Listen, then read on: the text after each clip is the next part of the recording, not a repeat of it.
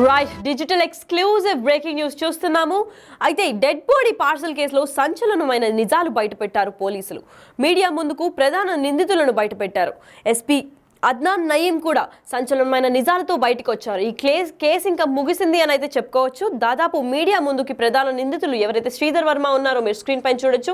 శ్రీధర్ వర్మ, సుధీర్ వర్మ, ఇంకొక పేరు సంజయ్ వర్మ అని చెప్పి మూడు పెళ్లిళ్ళు చేసుకున్న ఇతనే నిందితుడుగా భావిస్తున్నారు పోలీసులు.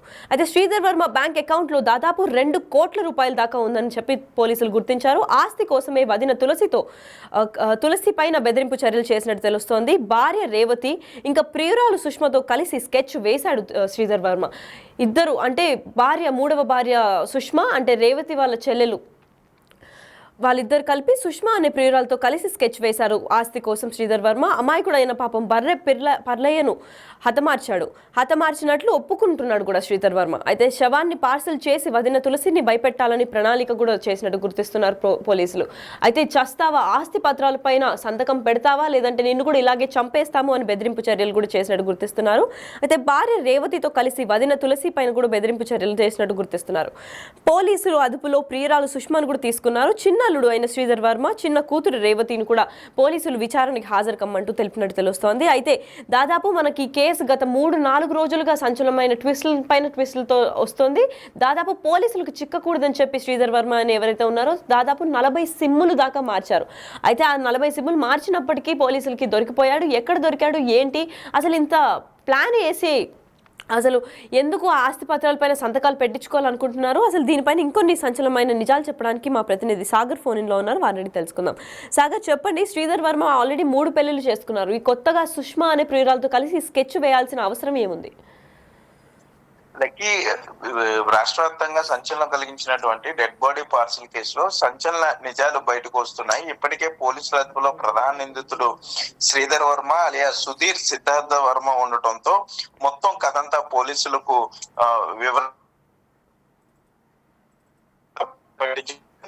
కూడా పోలీసులు గుచ్చి కొన్ని ప్రశ్నలు అడగడంతో తప్పనిసరి పరిస్థితుల్లో ఇక నిజాలు చెప్పాల్సి వచ్చింది. శ్రీధర్ వర్మ అలియా సుధీర్ సిద్ధార్థ వర్మ తన 2వ భార్య రేవతితో కలిసి పిల్లనిచ్చిన మామతో పాటు తన వదినను కూడా బెదిరించాలనుకున్నాడు. వారికున్న ఆస్తిని కాజేయడానికే తన 2వ భార్య రేవతితో కలిసి ఈ హత్యతో పాటుగా వాళ్ళను భయపెట్టే ప్రయత్నం అతను చేసినట్టుగా మనకు సమాచారం అందుతుంది. అయితే సొంత అక్కను కూడా భయపెట్టడానికి ఈ విధంగా తన అక్కకి శవాలంటే భయం కాబట్టి ఒక శవాన్ని చూసి శవాలను పంపిస్తే ఆ శవాన్ని ఇంటికి చేరిన తర్వాత ఆ మృతదేహాన్ని చూపించి ఆమెను భయపెట్టి ఉన్న ఆస్తి అంతా కూడా రాయించుకోవచ్చు అన్న పక్కా క్రిమినల్ ప్రణాళికతో సొంత అక్కను కూడా తన తులసిని కూడా భయపెట్టడానికి సిద్ధమైంది రేవతి. అట్లాగే తన భర్తతో కలిసి ఈ మొత్తం ప్రణాళిక అంతా కూడా తను రచించినట్లుగా తెలుస్తుంది. మొత్తం ఇటు ఒక పక్క శ్రీధర్ వర్మ, మరో పక్క రేవతి కలిసి ఒక మృతదేహాన్ని వెతకడం మొదలు పెట్టారు. జులై నెల నుండే ఈ క్రిమినల్ ఈ పక్క క్రైమ్ కి వాళ్ళు ప్రణాళిక చేశారు. అయితే మృతదేహం దొరక్కపోవడంతో ఈ కాళ్ళ మండలం గాంధీనగర్ ప్రాంతానికి చెందినటువంటి పర్లయ్య అమాయకత్వాన్ని ఆసరాగా చేసుకుని అతనికి ఫుల్ గా మద్యం తాగించి కారులో ఎక్కించుకుని ఒక నైలాన్ తాడుతో బలవంతంగా అతని మెడకు ఉరి బిగించి చంపినట్లుగా పోలీసులు చెప్పినట్లుగా మనకు సమాచారం ఉంది. ఈ మొత్తం వ్యవహారంలో శ్రీధర్ వర్మ 3వ భార్యగా చెప్తున్నటువంటి సుష్మా, ఈమె ప్రియురాలుగా కూడా చెప్తున్నారు. ఈ సుష్మా అనే క్యారెక్టర్ చాలా ప్రధానంగా ఈ కారులో డెడ్ బాడీని తీసుకురావడం కానీ, మాస్క్ పెట్టుకున్న ఆటో డ్రైవర్ కి చెప్పడం కానీ, ఈ మొత్తం వ్యవహారంలో కథ నడిపించిందంతా కూడా సుష్మాగా చెప్తున్నారు. సుష్మాతో కలిసే ఈ శ్రీధర్ వర్మ పరారయ్యాడు. 1,30,00,000 అతను డిమాండ్ చేయడం జరిగింది డెడ్ బాడీ పంపించినప్పుడు. వాస్తవంగా అటు తన వదిన తులసితో పాటు తన మామను బాగా బెదిరిస్తే వారు ఆస్తిపత్రాల మీద సంతకాలు పెడతారు చాలా తెలివిగా ఆలోచించి వాష్రూమ్ కి వెళ్తున్నాను అన్నట్లుగా పక్కకు వెళ్లి బంధువులకి సమాచారం ఇవ్వటం, బంధువులు రావడం, వెంటనే పోలీసులకి సమాచారం ఇవ్వటంతో ఎక్కడ మొత్తం వ్యవహారం అంతా బయటకు వస్తుందో అని ప్రియురాలు సుష్మతో కలిసి పరారయ్యాడు శ్రీధర్ వర్మ. మచిలీపట్నం ప్రాంతానికి చేరుకున్నాడు. అక్కడ సుమారుగా పోలీసులకి దొరకకుండా ఉండడానికి 40 సిమ్ముల దాకా అతను మార్చినట్లుగా తెలుస్తుంది. ఫోన్లు కూడా రెగ్యులర్ గా చేయించేశాడు. వారం రోజుల పాటు పోలీసులకు ముప్పతిప్పలు పెట్టాడు. పోలీసులు సైతం పలు బృందాలుగా విడిపోయి ఇటు సీసీ కెమెరాలు వెరిఫై చేశారు. మరోపక్క అక్క తులసిని కూడా ఈ మొత్తం క్రైమ్ థ్రిల్లర్ లో అక్క తులసిని కూడా అనుమానించారు. ఆమెను కూడా చాలా ప్రశ్నల్లో వేయడం జరిగింది. మరోపక్క రేవతి చెల్లి రేవతిని కూడా ప్రశ్నించారు. ఎవరు తమకేమీ తెలియదు అంటున్నారు. మృతదేహం మరి ఎక్కడి నుండి వచ్చింది, ఎవరు పంపించారు అనే దాని మీద క్లారిటీ లేదు. ఈ ప్రశ్నలన్నింటినీ ఛేదించుకుని పోలీసులు ప్రధాన అనుమానితుడు శ్రీధర్ వర్మ అని చెప్పి అబ్జర్వ్ చేశారు. గమనించి శ్రీధర్ వర్మ పట్టుకునటానికి పలు బృందాలుగా విడిపోయే ప్రయత్నాలు చేస్తున్నారు. ఈ లోపు రేవతి అసలు తనకేమీ తెలియదు అన్నట్లుగా ఆమె నటించడం, అసలు ఆ మృతదేహం ఎక్కడి నుండి వచ్చిందో ఎవరు పంపించారో కూడా తెలియదని పోలీసులు చెప్పడం, మరలా పోలీసులు లోతుగా విచారణ చేయడం, ఇక అన్ని విషయాలు చెప్పాల్సి వచ్చింది రేవతికి. ఈ లోపే శ్రీధర్ వర్మ కృష్ణా జిల్లా బంటుమల్లి గ్రామంలో సుష్మతో కలిసి అదుపులోకి తీసుకున్నారు పోలీసులు. వారిద్దరిని అదుపులోకి తీసుకున్న తర్వాత మరిన్ని నిజాలు కొన్ని బయటకు వచ్చాయి. అంటే బర్రె పర్లయ్యని ఏ విధంగా చంపింది, బర్రె పర్లయ్య మృతదేహాన్ని చెక్కపెట్టులో పెట్టి ఈ విధంగా పార్సిల్ చేసింది, అక్క ఏదైతే వదిన ఉందో వదిన తులసితో పాటు మామని ఏ విధంగా బెదిరించాలనుకుంది, ఆస్తి పత్రాల మీద ఏ విధంగా సంతకాలు పెట్టించాలి, ఇవన్నీ మొత్తం ఇదంతా ఫెయిల్ అయిపోయింది. ప్లాన్ అంతా కూడా పర్ఫెక్ట్ గా ఎగ్జిక్యూట్ చేద్దాం అనుకున్నారు. అయినా కూడా తులసి కొంత స్పాంటేనియస్ గా ఆలోచించడం, బంధువులకి చెప్పడం, పోలీసులు ఎంటర్ అవడంతో మొత్తం ప్లాన్ అంతా కూడా ఫెయిల్ అయిపోయింది. పోలీసులు కూడా చాలా చాకచక్యంగా వారం రోజుల పాటు తిండి నిద్ర లేకుండా పలు బృందాలుగా విడిపోయి శ్రీధర్ వర్మ కోసం మరో మహిళ ఎవరు అనే ఆమె కోసం కూడా తీవ్రంగా గాలింపులు చేపట్టారు. ఎట్టకేలకు వారిద్దరూ పోలీసుల అదుపులోకి వచ్చారు. రహస్య ప్రాంతంలో వారిని విచారించిన అనంతరం మరి కాసేపట్లోనే మీడియా ముందుకు ఈ ప్రధాన నిందితుల్ని పోలీసులు చూపించనున్నారు, ప్రవేశపెట్టనున్నారు. ఇప్పటికీ ఈ కేసులో మొత్తం అన్ని ప్రశ్నలకు కూడా సమాధానాలు దొరికినట్లుగా తెలుస్తుంది. ఆస్తి కోసమే ఈ విధంగా శ్రీధర్ వర్మ తన రెండవ భార్య రేవతితో కలిసి ఈ విధంగా చేశారని. ఇందులో ఆశ్చర్యకరమైన విషయాలు ఏంటంటే అసలు 40 సిమ్లు శ్రీధర్ వర్మకి ఏ విధంగా వచ్చినాయి, అట్లాగే శ్రీధర్ వర్మ బ్యాంక్ ఖాతాలో 2 కోట్ల రూపాయలను పోలీసులు గుర్తించారు. సో ఈ డబ్బంతా అతనికి ఎక్కడి నుండి వచ్చింది, అసలు ఇతను ఏ వ్యాపారం చేస్తున్నాడు, ఇంత డబ్బు ఎలా రొటేట్ చేస్తున్నాడు, ఇంకెవరినైనా బ్లాక్ మెయిల్ చేశాడా, లేకపోతే ఇంకెవరినైనా హత్యకు ప్రణాళికలు వేశారా అనే కోణంలో కూడా పోలీసులు దర్యాప్తు చేస్తున్నారు. ఈ గ్యాప్ లో అట్లా గాంధీనగర్ లో శ్రీధర్ వర్మ ఇంట్లో ఇంకో చెక్కపెట్టి దొరికింది. సో ఈ చెక్కపెట్ట రెండో చెక్కపెట్ట ఎవరి కోసం రెడీ చేశాడు, మొత్తం వీటన్నిటికీ కూడా ప్రశ్నలు కూడా పోలీసులకి సమాధానాలు దొరికినట్లు తెలుస్తుంది. మరి కాసేపట్లోనే రాష్ట్ర వ్యాప్తంగా సంచలనం రేకెత్తించినటువంటి ఈ dead body parcel case mystery అయితే వీడిపోనుంది లక్కీ. అయితే ఇప్పుడు శ్రీధర్ వర్మ దాదాపు 40 సిమ్ముల దాకా మార్చినట్టు తెలుస్తోంది. అయితే ఈ క్రిమినల్ మైండ్ 3 పెళ్లిళ్ళు 3 పేర్లతో 40 సిమ్ములు మార్చుకోవడం అంటే నార్మల్ మాట కాదు. పైగా పశ్చిమ గోదావరి లాంటి జిల్లాలో 2 కోట్లు బ్యాంక్ ఖాతాలో ఉందంటే ఏ స్థాయి బిజినెస్ చేస్తున్నాడో, ఇట్లే కిడ్నాప్స్ కి ఏమన్నా పాల్పడ్డా లేదంటే ఇలాంటి హత్యలు ముందేమన్నా రిజిస్టర్ అయి ఉన్నాయి ఎఫ్ఐఆర్ లో? లక్కీ ఇదే కోణంలో ఇప్పుడు పోలీసులు అయితే దర్యాప్తు చేస్తున్నారు. అసలు అతని ఖాతాలో 2 కోట్లు ఎక్కడి నుండి వచ్చినాయి, ఎవరితో ట్రాన్సాక్షన్ ఉన్నాడు అంటే అతను గ్రామంలో చేపల చెరువులు చేస్తున్నా అని చెప్పాడు.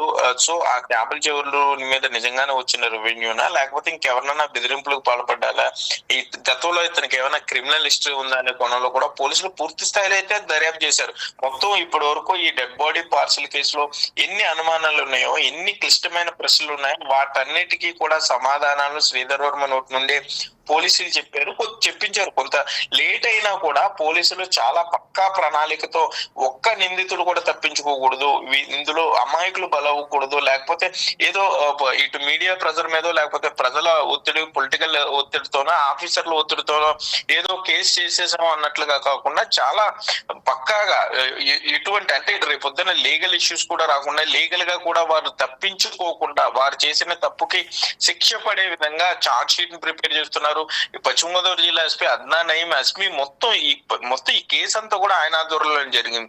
5 బృందాలను ఇంచుమించుగా ఆయన ఏర్పాటు చేశారు. 2 డిఎస్పీలు, 3 సిఐలు, 6 ఎస్ఐల దాకా ఈ కేసులో పనిచేశారు. వారం రోజుల పాటు అసలు ఈ డెడ్ బాడీ ఎక్కడి నుండి వచ్చింది, ఎవరు చంపారు, ఎందుకు ఈ విధంగా తులసికి డెడ్ బాడీకి సంబంధం ఏంటి, అసలు ఎండగండి గ్రామానికి డెడ్ బాడీకి సంబంధం ఏంటి, పార్సిల్ విధంగా ఆటోలో ఎవరు పంపించారు, ఇలా ప్రతి అడుగు కూడా పోలీసులకు ఒక ఛాలెంజింగ్ గా మారింది. వీటన్నిటిని దాటుకుంటూ ఇప్పుడు వాళ్ళు నిజాలను పూర్తి స్థాయిలో తెలుసుకున్నారు. శ్రీధర్ వర్మ అలియా సిద్ధార్థ్ సుధీర్ వర్మ చెప్పినటువంటి నిజాలు వింటే పోలీసులు కూడా మైండ్ బ్లాక్ అయిపోయింది. అతను ఎంత క్రిమినల్ గా ఆలోచిస్తుంటాడు, ఎంత సైకోలోగా ఆలోచిస్తూ ఉంటాడు అనేది తెలుస్తుంది అంటూ కూడా చెప్తున్నారు. అసలు ఏ సంబంధం లేని అమాయకుడైన పర్లయ్యని చంపడంతోనే వాళ్ళ క్రిమినల్ మెంటాలిటీ కూడా అర్థమవుతుందని కూడా పోలీసులు చెప్తున్నారు. మరోపక్క గాంధీనగర్ లో కాలమన్లో గాంధీనగర్ పర్లయ్య స్వగ్రామంలో మాత్రం విషాద ఛాయలు ఉన్నాయి.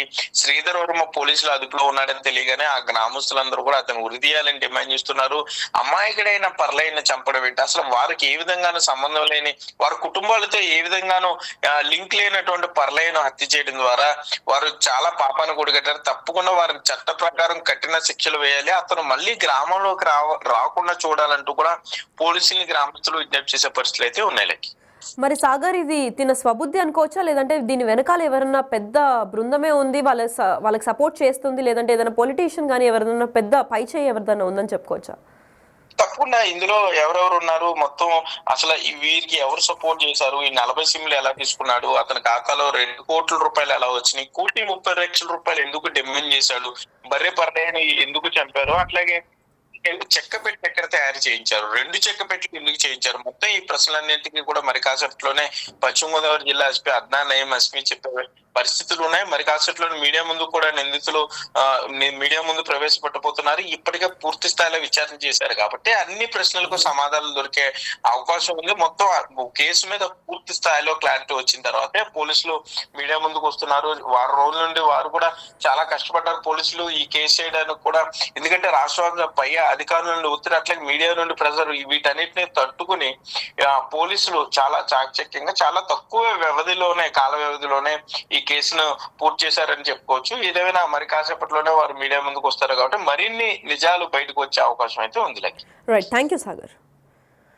అయితే మా ప్రతినిధి సాగర్ అందించినట్టు దీంట్లో ఎన్ని నిజాలు దాగున్నాయని చెప్పి పోలీసులు అయితే బయటపెట్టడం జరిగింది. ఎస్పీ నయీం అంటే అద్నాన్ నయీం గారు కూడా ప్రెస్ మీట్ అరేంజ్ చేసి మరి ఇలాంటి కేసులు మరెప్పటికీ ఇంకా ఎఫ్ఐఆర్ లోపలికి కానివ్వండి ఇలాంటి కేసులు మళ్ళీ రిపీట్ కాకూడదని చెప్పి ప్రెస్ మీట్ పెట్టి అందరికీ హెచ్చరిక కూడా ఒక అవేర్నెస్ ప్రోగ్రామ్ లాగా కూడా పెట్టేటట్టు తెలుస్తుంది సమాచారం మరికొద్ది సేపట్లో. అయితే ఈ కేసుని క్లోజ్ చేయడానికి మరికొద్ది వివరాలు అయితే కావాలి. అసలు 40 సిమ్ములు శ్రీధర్ వర్మ ఆల్సో నోన్ సుధీర్ వర్మ, అసలు ఈయనకి 3 పేర్లు మార్చుకోవడానికి కారణం ఎవరు, పైగా 40 సిమ్ములు ఈ ఒక్కడి పేరు పైన ఎలా 40 సిమ్ములు తీసుకున్నారో, అసలు ఆ సిమ్ సప్లై చేసిన వాళ్ళు ఎవరు, దాదాపు ఈయన బ్యాంక్ ఖాతాలో 2 కోట్ల రూపాయలు ఉంది. అంటే ఒక సాధారణ ఫిష్ మర్చెంట్కి 2 కోట్ల రూపాయలు బ్యాంక్ ఖాతాలో ఉండడం అనేది చాలా అదృశ్యకరంగా భావిస్తున్నారు. ఎందుకంటే ఆయన ఉండే ఇల్లు కూడా చూసినట్లయితే పెద్ద గొప్పగా ఉన్న ఇల్లు కూడా అందినట్టు కనిపించడం లేదు. అంత లగ్జరియస్ లైఫ్ లేకుండా దాదాపు 2 కోట్ల రూపాయల వరకు ఆయన బ్యాంక్ అకౌంట్లో ఉంది అని అంటే ట్రాన్సాక్షన్స్ ఎవరి త్రూ అవుతుంది, దీని వెనకాల ఎవరిదన్నా పై చేయి ఉందా, పొలిటీషియన్స్ ఎవరన్నా దాగున్నారా, అసలు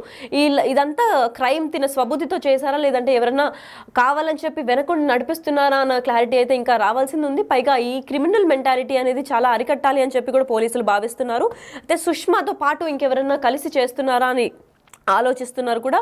పైగా ఈ కేసు తీవ్రంగా భావిస్తున్నారు. పైగా ఈ కేసు పైన ఇంకొన్ని ఆసక్తికరమైన విషయాలు తెలుసుకోవడానికి ఎస్పీ అద్నాన్ నయీం కూడా చాలా తీవ్రంగా బృందాన్ని కూడా ఏర్పాటు చేసి మొత్తం పిన్ టు పిన్ మొత్తం డీటెయిల్స్ అందివ్వడానికి చాలా శతవిధాలా ప్రయత్నిస్తున్నారని చెప్పుకోవచ్చు. అయితే ఈ కేసు గురించి మీరు ఏమనుకుంటున్నారు, 40 సిమ్ములు ఎందుకు వచ్చాయి, పైగా ఈ 2 కోట్లు ఎలా శ్రీధర్ వర్మ ఖాతాలోకి చేరింది, 1.3 crores ఆ డెడ్ బాడీ పైన పంపించి డిమాండ్ చేయడం జరుగుతుంది. అయితే ఆ ఊర్లో అందరూ కూడా పర్లయ్య చాలా అమాయకుడు బాడీని కట్ చేయాల్సిన అవసరం ఎందుకు ఉంది, అయితే సుధీర్ వర్మని మొత్తం బాయ్కాట్ చేయండి, అసలు ఈ ఊర్లోకి ప్రవేశం లేకుండా ఉరేయాలి అని చెప్పి కూడా స్థానికులు డిమాండ్ చేస్తున్నట్టు తెలుస్తుంది. అయితే ఈ కేసు పైన మరికొన్ని సంచలనమైన నిజాల కోసం వెయిట్ చేసి SP Adnan Naeem press meet వరకు మనం వెయిట్ చేసి చూడాల్సిందే.